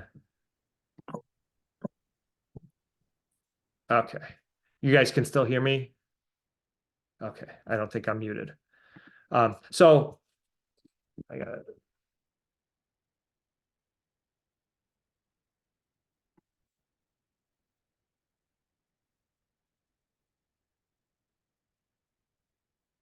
Sorry about that. Okay, so hunting. Any questions on hunting? Wear orange, don't go early in the morning or later in the day, dusk. Stay on the trails, don't go off the trail. If you have a dog, make sure they wear orange as well. Keep them on a leash. I'm trying to think of any other precautions. Be respectful of hunters because they're using that same resource. So don't be startled by a hunter. Don't make, obnoxious noises and scare away their deer or turkeys or whatever it is. Hunters usually won't be anywhere near the trails. So if you're staying on the trail, you may not see a hunter. You may see them just hiking out. So, or just go someplace that doesn't have hunting. Oops. My goodness, what's happening here? Hey, how's your night going? Oh, is that Need a me? little more charm. It is me. Sorry Introducing about that, guys. It's a commercial from my YouTube video that I clicked on somehow. Oh, come on, Zoom. Okay. All right. If you get hurt or lost, the best thing you can do is stay put. Unless, I have a satellite messenger for places deep in the wilderness. Most places we're going to be hiking in Western New York are going to have cell service. So call 911. That's always an option. They'll get you dispatched to the correct people, whether it's state parks, county parks, or DEC. But you typically want to stay put. If you do get lost or separated from your group, hopefully you have a whistle. Start blowing your whistle. That'll help. If you are alone and you're lost, my suggestion is walk in a straight line for 15 minutes, especially if you're in a park like, Chestnut Ridge, Franklin Gulf, Knox Farm, something like that. They're very small. You're going to hit a road. And that's why I say if you have a compass, learn how to use it and walk in a straight line with a compass. Check a video out with that. But typically, you want to stay put, call for help, and stay put. With technology today, we have GPS coordinates on our phone. The ranger might be able to talk you out, knowing where you are. They might come and get you, but stay put. If you get separated from your group, again, stay put, blow your whistle. All right, couple more minutes. So what apps do I use? That's kind of a common question that I've gotten. So these are probably the ones I use the most. Gaia GPS is I think one of the best GPS apps out there. There's a couple other ones that are very good. Onyx is very good. I use Avenza Maps very heavily. It's a little bit different than Gaia because it doesn't really have a base map. You make your own maps, which I use for the hiking challenge, and I make my own maps for my own adventures. But I do use Gaia. I like Gaia. It does, unless you pay for it, doesn't have offline maps. So the paid version does have offline. So be aware of that if you're relying on it for navigation. Other ones that have enhanced the trail for me is Seek. That's to identify plants, bugs, trees, all kinds of different stuff. You point it at it, you identify what it is. It works really good. It catalogs it for you. And its sister application is called iNaturalist. It's citizen science. And then, I've gotten into birding, two great bird apps. One is called Merlin. If you've ever used it, you can turn it on and it'll record sound and tell you all of the birds that are chirping in your area. It's great. And then again, another citizen science app is called eBird. It's a checklist of all the birds that you found. So we use that pretty heavily in the birding challenge, and birders use it. But I love these apps. And then finally, where do you find hikes, right? A lot of different places. I did do a trip planning session. I might do that again. First, if you're new to hiking, join the hiking challenge. We got 46 different trails throughout Western New York. You're going to get digital maps, digital offline maps with it. It's a pretty good value for 25 bucks. You're giving to some great organizations, and you're going to get lots of really cool places that in Western New York. We also offer a trailheads map. It's an application called Atlee. If you go to that Outside Chronicles /trailheads, you can download it and sign up there. That's a community social media type application where people add different trails, things like that in Western New York. Other ones is All Trails. I know a lot of people really scorn All Trails, and I wouldn't use it as my sole source of information, but I do use it very regularly to discover new trails, or if I'm traveling someplace to kind of see what the new trails are. I would caution, use All Trails with a grain of salt. Do your research, look up the land managers, the maps from those places, because I have heard that sometimes the trails and the maps aren't always 100% accurate. So I would use it as a supplement, not as my primary navigation tool, but it is a great tool to find new trails. And then, of course, you can Google. A lot of hiking trails and trailheads will come you'll be able to find them on Google. If you're hiking with kids, 2 things I suggest: keep it short, keep it interesting, and always have ice cream at the end. Don't want to ever overdo it with kids, because if you overdo it, then they're going to not want to do it again. So make it fun, make it short, go someplace interesting, let them play in the creek, do all that kind of stuff, and always have ice cream. You can always have ice cream for yourself at the end of the trail too. And then finally, checklists. I mentioned a bunch of them. If you go to our resources page, you'll see a bunch of them. I have ones for summer hiking checklists, those 10 essentials and things that I have. Winter, the backpacking first aid. I have a list of all of my gear and my 10 essentials.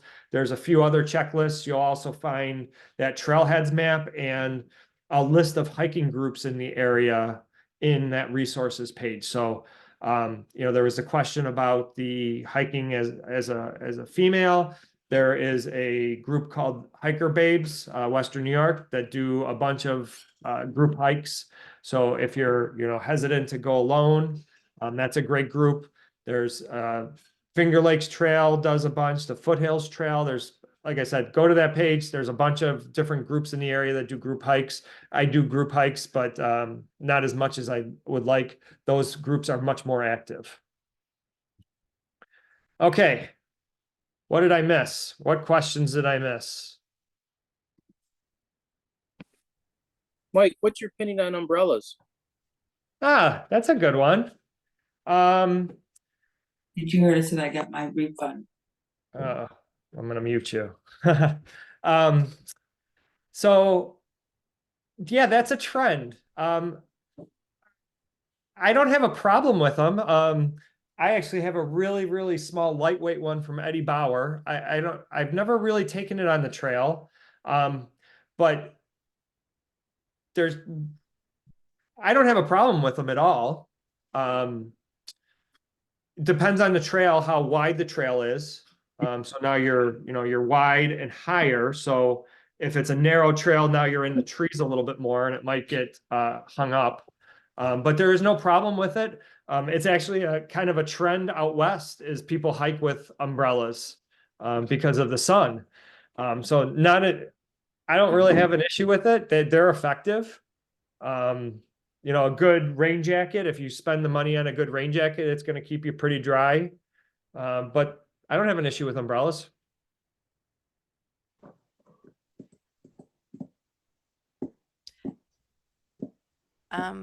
I don't know if you can hear me. I can hear you. Yep. If you tell somebody that you are hiking and you give them your itinerary, it's important that you tell them when you finish so they're not worried or thinking that you didn't finish. Right. yeah, you definitely need to check back in with them.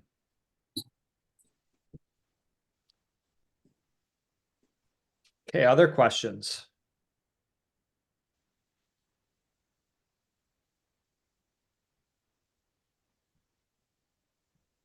Mike, will you have a beginner's Adirondack trip next year? Of course, I will. Any additional etiquette comments when hiking with a dog, aside from picking up waste? They should be on a leash. There are some state forests where Yeah. during hunting season, dogs hunt, they use them for duck hunting and stuff like that. But yeah, definitely on a leash. Be cognizant of other people, because not everybody loves dogs. Not all dogs love dogs. So, that's always a concern. And picking up waste is a good thing. Throwing that waste out and not leaving it on the trail side is a good thing. But yeah, I mean, I would say most dog owners are really courteous and respectful on the trail. There are some where they let their dog go, and I've within the hiking challenge, I've heard of issues. There's been instances where dogs have had to get stitches because of encounters on the trail with unleashed dogs. So I'm a big proponent of obviously leashing dogs. It's a rule in our group. But yeah, that's about all the most I can think of.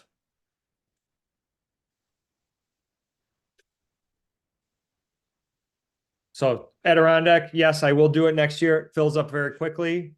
But yeah, I will do a beginner trip next year. Other questions?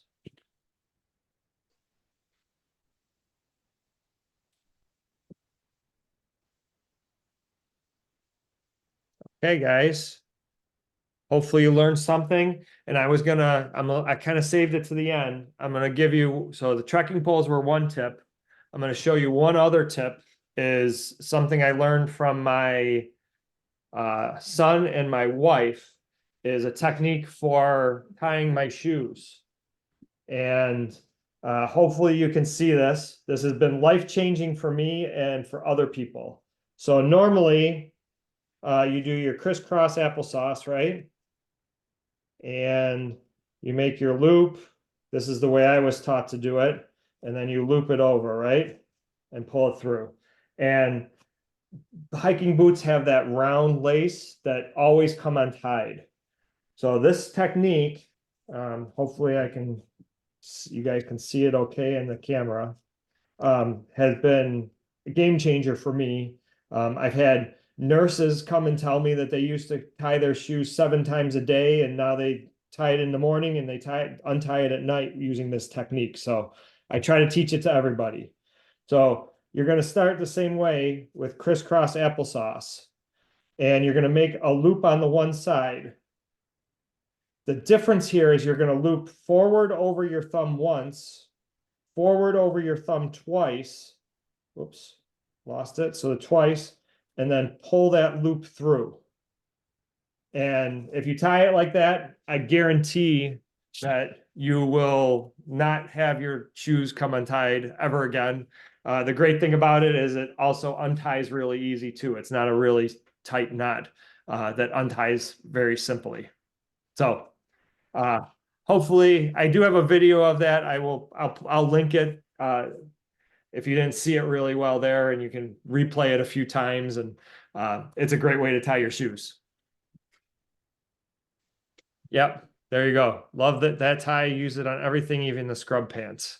Cool. All right, guys. So I have one last thing to plug, and if there's no other questions, I will say goodnight and hopefully see you guys outside. We have the birding challenge and the hiking challenge going right now. So check those out. Hiking starts tomorrow. You can get into the app now, and registration is open. So hopefully I see you guys on the trail and see you outside. Any other questions? Anything else that I can can do. Hopefully you learned a couple things. Like I said, headlamp, whistle, learn chucking poles, and tie your shoes. If you took that away from this class, and tell somebody where you're going. If you took those things away from the class, you're going to be better off on the trails. Thank you guys for your support. Thank you for coming out to this, and hopefully I'll see you in the hiking challenge, and I'll see you outside. Have a good night, everybody. Thank you, Mike. I'll send an email with the recording for if you missed this, and you can replay any of it. So have a great night, everybody. Thanks, Thanks. Mike. Thank you.